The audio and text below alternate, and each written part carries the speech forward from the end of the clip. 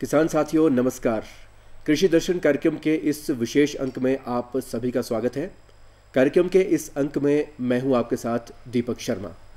किसान साथियों, हम सभी जानते हैं कि किसी भी देश की खुशहाली, समृद्धि और उन्नति इस बात पर निर्भर करती है कि उस देश का किसान कितना समृद्ध है, कितना खुशहाल है। और देश के अन्नदाता को सम्मानित करने के लिए हर वर्ष 23 दिसंबर को किसान दिवस मनाया जाता है। आप सभी को किसान दिवस की बहुत बहुत शुभकामनाएं। इस दिवस पर कौन कौन सी गतिविधियां संचालित की जाती है, इन तमाम जानकारियों को साझा करने के लिए आज हमारे साथ स्टूडियोज़ में उपस्थित हैं निदेशक कृषि विभाग हिमाचल प्रदेश से डॉक्टर NK धीमान जी। डॉक्टर साहब, आपका बहुत बहुत स्वागत है कार्यक्रम में। नमस्कार। सबसे पहले आप हमारे साथियों को बताइए, किसान साथियों को बताइए कि किसान दिवस जो है वो इसका महत्व क्या है और ये कब से मनाया जाता है। जैसे आपने कहा, आज पूरा देश जो है वो किसान दिवस जो है वो मना रहा है। तो किसान दिवस के इस अवसर पर देश और प्रदेश के समस्त किसानों तथा उनके समस्त परिवार के लोगों को मैं अपनी ओर से, कृषि विभाग के परिवार की ओर से जो है वो उनको हार्दिक बधाई देना चाहता हूँ। मेरी तरफ से उनको शुभकामनाएं जी। जैसा हम सब जानते हैं कि पिछले लगभग 2 वर्षों से जो है वो देश और पूरा प्रदेश जो है वो एक वैश्विक महामारी, जिसे हम कोरोना महामारी के नाम से जान रहे हैं, वो पूरा देश जो था वो उससे ग्रसित था। लेकिन मैं नमन करना चाहूँगा उन किसानों का कि इतने कठिन जो हमारा काल था उसमें भी उन्होंने जो था अपनी खेती बाड़ी नहीं छोड़ी। उनको क्योंकि अन्नदाता कहा जाता था, उनकी सोच थी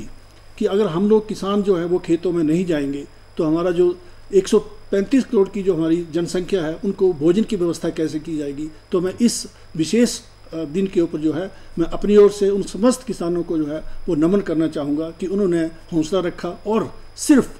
हमारे जो कृषि क्षेत्र से जो है वो अर्थव्यवस्था, भारत की जो अर्थव्यवस्था थी उसको जो था भारी नुकसान हो रहा था, तो कृषि क्षेत्र से जो है वो हमारी अर्थव्यवस्था को काफ़ी जो है वो भरपाई हो पाई है। जी, बहुत अच्छी बात आपने कही है कि देश का अन्नदाता जो है इस मुश्किल समय में भी, जब कोरोना का समय है, खेतों में है और देशवासियों की जो है वो पेट की भरपाई वो कर रहे हैं और ऐसे में उन्हें सम्मानित करना बहुत ही ज़रूरी है। सम्मानित करने का ये सिलसिला कब से शुरू हुआ था? देखिए, ये जो है ये जो हमारा किसान दिवस है, इसको जो है हम लोग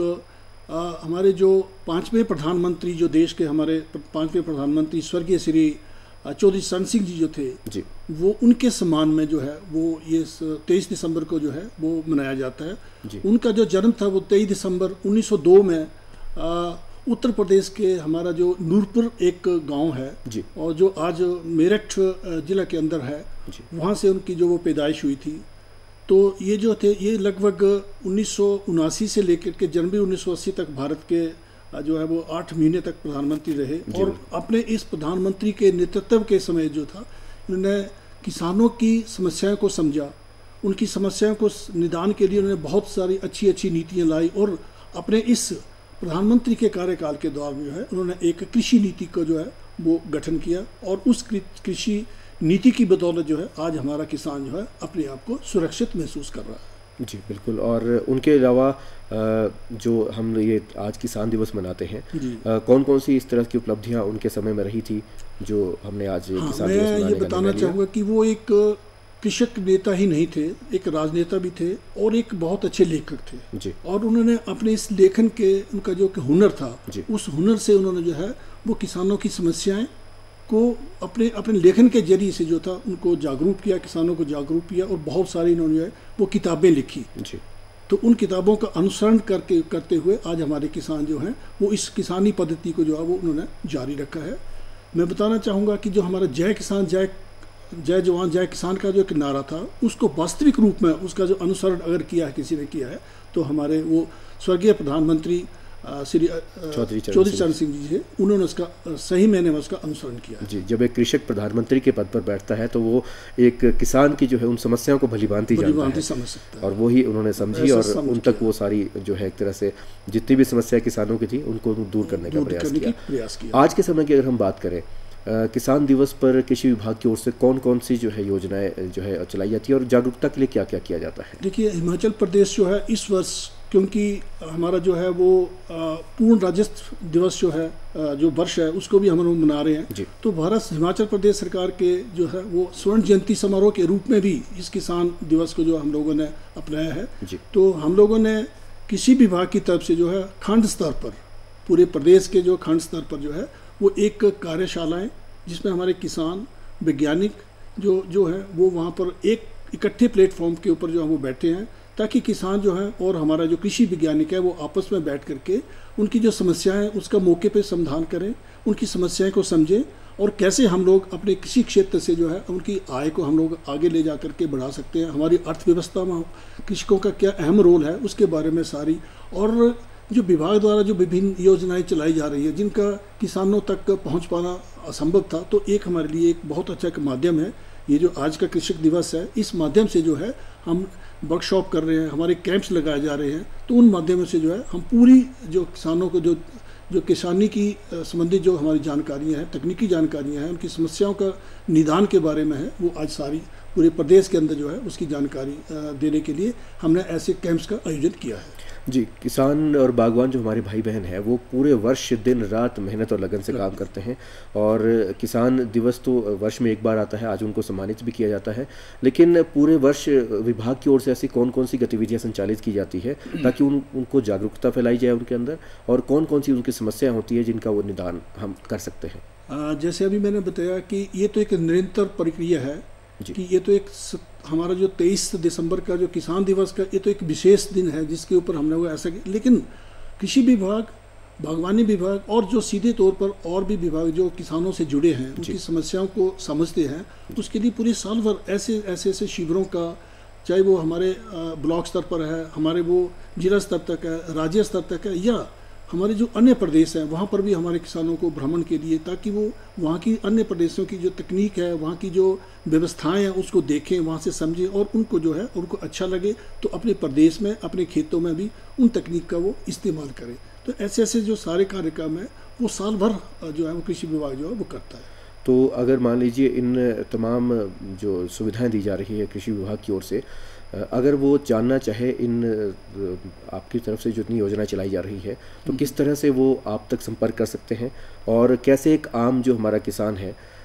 वो इन योजनाओं के बारे में जानकारी हासिल कर सकता है? क्योंकि आज के समय में तकनीक बढ़ चुकी है और नई तकनीक का जो एक तरह से किसानों ने जो इस्तेमाल करना है वो उन तक वो तकनीक कैसे पहुंच सकती है और ये कैसे जागरूकता उन तक पहुंच सकती है? देखिए, मैंने आपको बताया कि आज किसान हमारा वो किसान नहीं है, आज किसान जागरूक किसान है जी। वो टेलीफोन उसके पास है, मोबाइल उसके पास है, इंटरनेट की सुविधा उसके पास है जी। तो विभाग ने हमारी जो अपनी वेबसाइट है उसके ऊपर भी सारी जितनी भी हमारी ये तकनीकी जानकारियाँ हैं, कौन कौन सी स्कीमें हैं, किसी में कितना कितना अनुदान हम लोग दे सकते हैं, ये सारी की सारी जो जानकारियाँ हैं ये पब्लिक डोमेन में जी। उसको कोई भी किसान जो है हमारे डिपार्टमेंट की जो वेबसाइट है उस पर जाकर के उसको एक्सेस कर सकता है, वहाँ से उसको जानकारी मिल सकती है। एक बार आप वेबसाइट और फ़ोन नंबर बता दीजिए। हाँ, हमारा जो इसमें एक टोल फ्री नंबर भी विभाग का है 1551 जी है, 1551 यानी 1551 जो है वो जो है उसके ऊपर भी किसान जो है वो उसकी जानकारी जो है वो सारी उसको मिल जाएगी जी। इसके अलावा हमारे कृषि विज्ञान केंद्र जो हमारे एग्रीकल्चर यूनिवर्सिटी पालमपुर है, university of horticulture forestry Solan है, इनके भी जो हमारे कृषि विज्ञान केंद्र हैं, उसके अलावा जो रिसर्च स्टेशन है वहाँ पर भी किसानों को जो है वो जागरूक किया जाता है, नई नई तकनीक के बारे में उनको वहाँ पर जो है वो सारी सुविधाएँ वहाँ दी जाती है, एक्सपोजर विजिट उनको जो है वहाँ पर ले जा करके करवाई जाती है, ताकि किसान जो है वो नई तकनीक को सीखे और सीखने के बाद उसको जो है उस तजर्बे को जो है वो अपने खेतों में उसका अमली जामा पहना पाए जी। हर किसान चाहता है कि वो अपनी आय को बढ़ाए, और आय को बढ़ाने के लिए नई तकनीकों का इस्तेमाल करना बहुत ही ज़रूरी है, और इस बात को अमली जामा पहनाने के लिए सरकार द्वारा बहुत सी योजनाएं चलाई जाती है। तो कौन कौन सी योजनाएं हैं जो एक तरह से किसानों के हित में चलाई जा रही है? देखिए, वैसे तो मैं आपको बताना चाहूँगा कि कृषि विभाग हिमाचल प्रदेश में जो है लगभग 30 ऐसी स्कीमें हैं जो हमारे राज्य और केंद्रित जो योजनाएं हैं वो हैं, लेकिन इसमें से जो 5-6 कुछ ऐसी योजनाएं हैं जो डायरेक्टली जिसको किसान जो है वो की प्रेफरेंस बहुत ज़्यादा है जी। जैसे अभी आप हाल ही में सुन रहे थे कि हमारा पिछले 10-15 साल से क्या है कि हमारे जो कृषि के ऊपर जो लागत थी वो बढ़ रही थी, और हमारा जो किसान था वो किसानी छोड़ करके किसी अन्य व्यवसाय से जुड़ने शुरू किया था। लेकिन ये एक सोच बनी, वैज्ञानिकों की सोच बनी, कृषि अधिकारियों की सोच बनी, और सरकार ने निर्देश दिए कि इस लागत को हम लोग कैसे कम कर सकते हैं, कौन सी ऐसी पद्धति है जिस पद्धति से हम इस किसानों की जो लागत है उसको कम कर सकें और उनका जो फ़ायदा है किसानों का किसानी से वो बढ़ सके। तो 2018 वर्ष 2018 में जो वर्तमान सरकार थी उन्होंने एक प्राकृतिक खेती खुशहाल किसान योजना जी, जो हर किसान की जुबान पे आज है, बिल्कुल है, तो उसको जो था वो उन्होंने 2018 में हमने शुरू किया। तो शुरू के वर्षों में जो था वो क्योंकि एक नई योजना थी, हम लोग भी विभाग के लोग भी अभी भ्रमित थे, अभी हम लोग इतने कॉन्फिडेंस नहीं था कि क्या ये योजना को हम लोग सही तरीके से कर पाएंगे या किसान इस पद्धति को जो है वो जो हमारा रासायनिक से हट करके क्या इस पद्धति से हमारे साथ जुड़ पाएगा, क्योंकि आज के समय में रसायनों का बहुत इस्तेमाल हो रहा है, तो प्राकृतिक खेती की ओर जाना थोड़ा मुश्किल हो सकता था। तो किसानों ने, हम शुरू के दिनों में पहले वर्ष में हमने कोशिश की कि 500 किसान के साथ हम जुड़े, लेकिन मैं आपको बताना चाहूँगा कि किसानों का हमें बहुत अच्छा इसमें रुझान मिला। 500 के बजाय हम लोग जो थे, हमने लगभग जो है 2500 किसान जो था पहले वर्ष में जो है इस पद्धति की ओर जो है उसको जोड़ा गया। उससे अब अगर मैं आज बात करूं, लगभग 3 वर्ष के बाद जो है आज प्रदेश के 1,53,000 से ज़्यादा किसान जो है वो इस प्राकृतिक खेती के साथ जो वो जुड़ चुके हैं और लगभग 10,000 हेक्टेयर में जो है हमारी वो खेती हो रही है। मैं बताना चाहूँगा कि इससे जो है लगभग जो हमारे किसानों के खेतों में जो हमने अनुभव किया है, जबकि इसकी अभी तक कोई साइंटिफिक वैलिडेशन हमारे पास नहीं है, लेकिन किसानों के खेतों और किसानों की जुबानी की अगर मैं बात करूंगा तो 46% तक की जो है हमारे किसानों की जो लागत है कृषि में वो कम हुई है। बहुत तो हमारा तो प्रयास रहेगा कि लागत कम होने से उनकी आय भी वृद्धि हुई है। लगभग उसको भी हमने 20 से 22% जो है हमने देखा कि उसमें वो वृद्धि हुई है। और खास करके जो हमारे बागवान किसान हैं, जो सेब के बागवान के जो हमारे किसान हैं, जहाँ पर रसायनों का बहुत इस्तेमाल होता था, उनकी जो लागत में अवश्य कमी आई है। तो प्राकृतिक खेती के और क्या फायदे हो सकते हैं? एक तरह से आय में वृद्धि तो हो गई है। देखिए, एक तो आय की वृद्धि की तो मैं बात कर ही रहा था। सबसे बड़ा जो महत्व ये था कि हम लोग जो रासायनिक की तरफ जा रहे थे, आप देखते होंगे कि बहुत सारी बीमारी जो थी वो लगी थी, और इसका मात्र एक जो हमारा रासायनिक, चाहे वो हमारे कीटनाशक थे, चाहे वो खरपतवार थे, चाहे हमारे वो अन्य दूसरी जो खाद्य थी, उसका इस्तेमाल कम होने से जो हमारी जो सेहत है बिल्कुल उसके ऊपर जो है वो एक सीधा असर हमारी सेहत के ऊपर पड़ा है जी। तो आने वाले समय में हमारी कोशिश रहेगी, भारत सरकार के भी निर्देश हैं और हमने चाहा है कि आने वाले 15 साल के बाद जो है प्रदेश को ये रासायनिक मुक्त प्रदेश जो है वो घोषित किया जाएगा। बिल्कुल अच्छी तरह से जरूर हो जाएगा। अगर हम बात करते हैं दूसरी योजना जो हिमाचल प्रदेश सरकार द्वारा चलाई जा रही है, मुख्यमंत्री खेत संरक्षण योजना, क्योंकि ग्रामीण इलाकों की अगर हम बात करें तो फसलों को हमारे जितने भी ये जानवर हैं, बंदर हैं या फिर सूअर हैं या फिर बहुत से और भी अन्य जानवर हैं, उनसे बचाना एक बहुत ही मुश्किल काम रहता है, और इस कारण बहुत से जो युवा हैं वो खेती से दूर हटने लगे हैं। क्या कुछ फ़ायदा इस तरह से हो सकता है इस योजना के द्वारा? आपने बिल्कुल सही कहा। मैं पिछले 10 साल की बात करूं, पिछले 10 साल से जो था वो ये, क्योंकि आवारा पशु, जंगली जानवर और जो हमारे बंदर है, इस वजह से हमारा जो किसान था उसने अपनी किसानी छोड़ रखी। बिल्कुल सरकार के ध्यान में आया कि ऐसा क्यों है, तो एक विभाग ने जो था वो 2017 में जो एक योजना जो आपने जिसका नाम लिया मुख्यमंत्री खेत संरक्षण योजना, एक बहुत उपयोगी जो योजना थी, ये 2017 में सरकार ने चलाई जी। और उस योजना में क्या है, हमारे पास अभी शुरू के दिनों में तो सिर्फ एक मॉडल था जिसको हम सोलर फेंसिंग के नाम से जानते थे। वो करंट जो हमारा सोलर फेंसिंग था। हाँ, इसमें लोगों को बहुत सारा शुरू में तो शक हुआ कि इसमें करंट लगेगा, कुछ ऐसी दुर्घटना होने की भी संभावनाएं थी, लेकिन मैं बताना चाहूँगा इसमें करंट लगता नहीं है। ये जो जब भी कोई हमारा पशु जो है वो जो खेती की तरफ जो नुकसान करने के जब उस बाढ़ को छूता है तो वो जो करंट है वो उसको अपनी तरफ खींचता नहीं, बल्कि उसको वो धक्का देता है, दूर भगाता है। ओके। तो लोगों को एक मन में था कि ये करंट लग जाएगा, हमारे बच्चे वहाँ खेलने जाएंगे। तो मैं पहले तो ये बताना चाहूँगा कि इस दिमाग से इस बात को हमें निकाल देना पड़ेगा कि वो करंट लगता नहीं है, वो धक्का देता है। तो वो एक बात जितने भी हमारे किसान साथी हैं उनको समझना बहुत ज़रूरी है कि अगर सोलर फेंसिंग वहाँ पर है तो वो आपको अपनी ओर खींचेगी नहीं, बल्कि जंगली जानवर या कोई भी अगर उस फेंसिंग को छूता है तो उससे वो दूर धक्का मारेगी। तो इसलिए उसमें डरने वाली कोई बात नहीं है। दूसरा, शुरू में क्या हुआ, क्योंकि एक नई योजना सरकार ने लाई थी, बहुत सारे किसानों से हमें जो है वो शिकायत मिली कि उनका 2 महीने, 4 महीने, 5 महीने के बाद जो था उनका जो सिस्टम था वो करंट देना उसने बंद कर दिया था जी। जब हमने देखा, खेतों में जा कर के देखा, तो होता क्या था, जो हमारा किसान था, जहाँ पर वो तार लगी होती थी, किसान के खेतों में जो घास था, जब वो घास जो था वो उस करंट की तार के साथ जब टच करता था तो उसका जो करंट था वो ड्रेन हो जाता था। तो किसान जो था वो उसकी वो समस्या बहुत बड़ी समस्या थी। तो उस समस्या का निदान के लिए जो था पिछले 2 वर्षों से जो है एक हमने एक नया मॉडल तैयार किया है। अब उस मॉडल में जो है ये समस्या जो है वो दूर हो गई है। अब उस जो नीचे करंट की तार के बजाय जो है अब हमने एक मॉडल तैयार किया है जिसमें 4 फीट की हाइट तक जो है वो तार लगाते हैं, जिसको जाला बोलते हैं। वो जाले में करंट नहीं होगा, तो जो 4 फीट के ऊपर जो है वो जा करके वो जो करंट की तार है वो करंट शुरू होगा। तो क्योंकि 4 फीट तक तो घास की लंबाई होती है, अगर वो घास आ भी जाता है तो उसका जो सिस्टम जो डिफंक्ट नहीं होता, सिस्टम जो अपना पूरी तरह से वो काम चलता रहता है जी।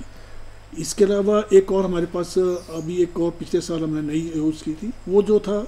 जो क्योंकि किसान इसमें जो था सब्सिडी और जो थोड़ी कॉस्ट जो थी थोड़ी ज़्यादा थी जी। तो हमने एक और विकल्प दिया है किसानों के लिए कि जो कांटेदार तार है, किसान सेल्फ मोड में उसको भी जो है वो अपने खेतों में, चाहे वो लोहे के पोल लगा ले चाहे वो सीमेंट के पोल लगा करके, उसमें वही 50% तक का जो अनुदान है वो किसान को मिल रहा है, सरकार की ओर से मिलेगा, किसान की ओर से मिल रहा है। और दूसरा जो अभी मैंने आपको कंपोजिट स्कीम बताई उसमें 70% जो है वो सब्सिडी है, चाहे वो व्यक्तिगत इंडिविजुअल फार्मर ले ले या वो सामूहिक तौर पर 3 या 3 से ज़्यादा किसान इकट्ठे होकर के भी उस योजना का जो है वो 70% जो सब्सिडी अनुदान के ऊपर जो है वो उस योजना का फ़ायदा उठा सकते हैं जी। तो ये एक बहुत अच्छी योजना हो सकती है, ख़ासतौर पर जंगली जानवरों को और आवारा पशुओं को भगाने के लिए, क्योंकि इस वजह से बहुत सारे जो हमारे किसान बागवान भाई बहन हैं वो मुश्किल में आ जाते हैं। और अगर हम बात करें, मैं आपको बताना चाहूँगा कि इस योजना के जो हमने अभी एक छोटा सा एक सर्वे भी करवाया था, उस सर्वे में हमने देखा है कि बहुत सारे ऐसे किसान जिन्होंने अपनी किसानी छोड़ रखी थी, बिल्कुल जंगली जानवरों की वजह से, बंदरों की वजह से, आवारा पशुओं की वजह से, उन लोगों ने फिर से जो है वो अपनी खेती को जो है वो जोतना शुरू कर दिया है और उनको अच्छा उसका मुनाफा हो रहा है। हमारे पास ऐसी हमने डॉक्यूमेंट्रीज ऐसी जो है वो बनाई है, फार्मर्स के हमारे पास इंटरव्यू है, वो ऑन रिकॉर्ड है वो सारी चीज़ें। तो मुझे लगता है कि आने वाले और समय में ये हमारी योजना जो ये अगर रहती है तो बहुत ही फायदेमंद हमारे किसानों के लिए जो ये बहुत फायदेमंद होगी। जी बिल्कुल। मुख्यमंत्री खेतीहर योजना भी चलाई जा रही है, इसके बारे में हमारे दर्शकों को आप कुछ बताएं। हाँ, एक और ऐसी योजना है, आपने देखा कि पिछले लगभग 7-8 साल के बाद से पहले से जो हमारी जो खेती है बेसिकली वो है हमारी लेबर, उसमें जो बहुत सारी लेबर इन्वॉल्व होती थी। तो लेबर नहीं होने की वजह से, क्योंकि अब हमारे जो है वो परिवार में लोग एक बच्चा 2 बच्चों वाला कंसेप्ट अब आ गया है, तो खेती में ये समस्या बढ़ती गई थी, लेबर जो थी वो महंगी हो रही थी। तो हमारा जो मैकेनाइजेशन का जो काम था, यंत्रीकरण का था, जिसमें हमारा पावर टिलर थे, वीडर थे,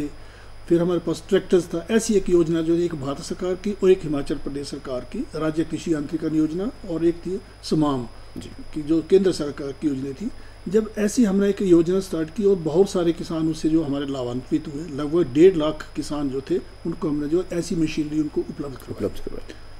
लेकिन उसका जो दुष्प्रभाव था वो भी सरकार के सामने आया। जब हमारा किसान जो था वो जो घास काटने की मशीन में काम करता था तो उसको खतरा बना रहता था, जब वो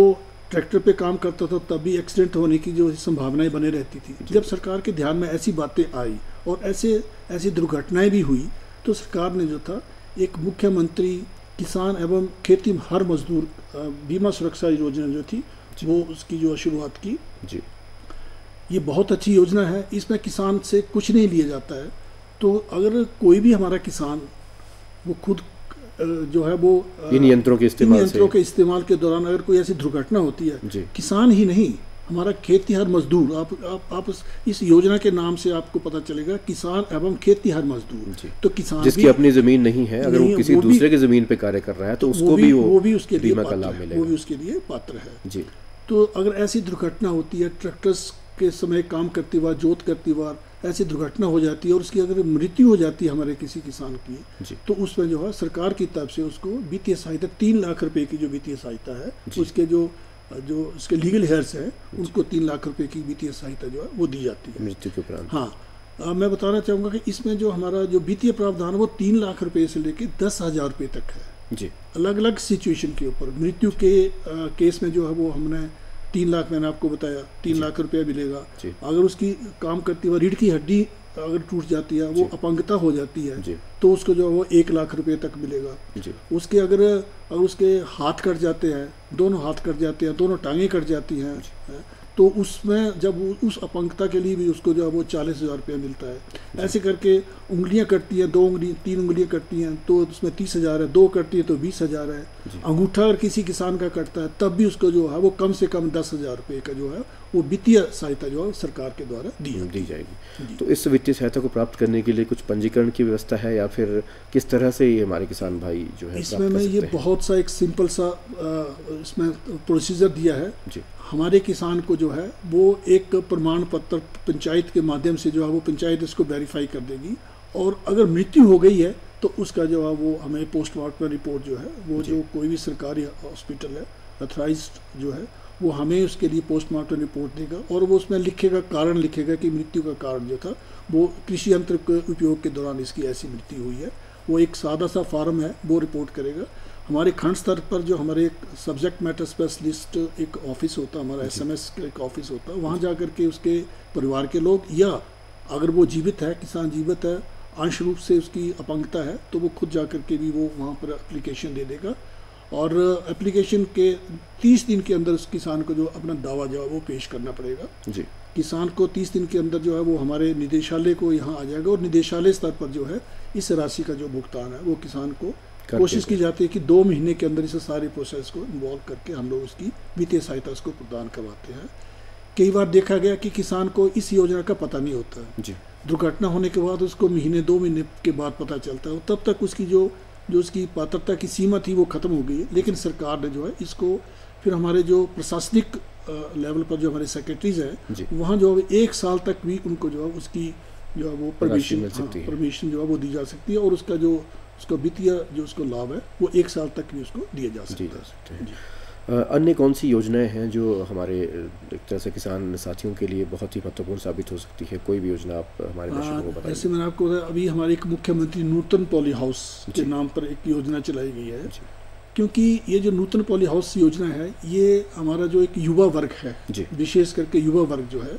जो हमारा कृषि क्षेत्र से हट करके इंडस्ट्रियलाइजेशन में या किसी दूसरे व्यवसाय से जुड़ने की कोशिश करता है, तो मैं चाहूँगा कि ये सबसे अच्छा एक जो मौका है हमारे किसान के लिए, हमारे युवा वर्ग के लिए विशेष करके,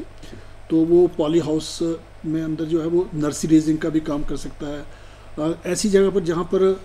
ऑफ सीजन कल्टीवेशन का जो काम नहीं होता, तो पॉली हाउस के माध्यम से जो है वो अच्छी उसको जो है वो मार्केट में उसको रेट जो है वो मिल सकते हैं। तो वो एक उसको व्यवसाय के रूप में, किसी व्यवसाय के रूप में जो है उसको अगर पॉली हाउस को वो अपनाता है तो मैं समझ सकता हूँ कि उसको कहीं भी हमारे एक युवा वर्ग को या किसान को जो है बाहर किसी प्रदेश के अन्य प्रदेशों में जाकर के उसको अपने रोजगार के लिए नहीं जाना पड़ेगा। आपने युवा वर्ग की बात की, तो क्योंकि आज का जो युवा वर्ग है वो नई तकनीकों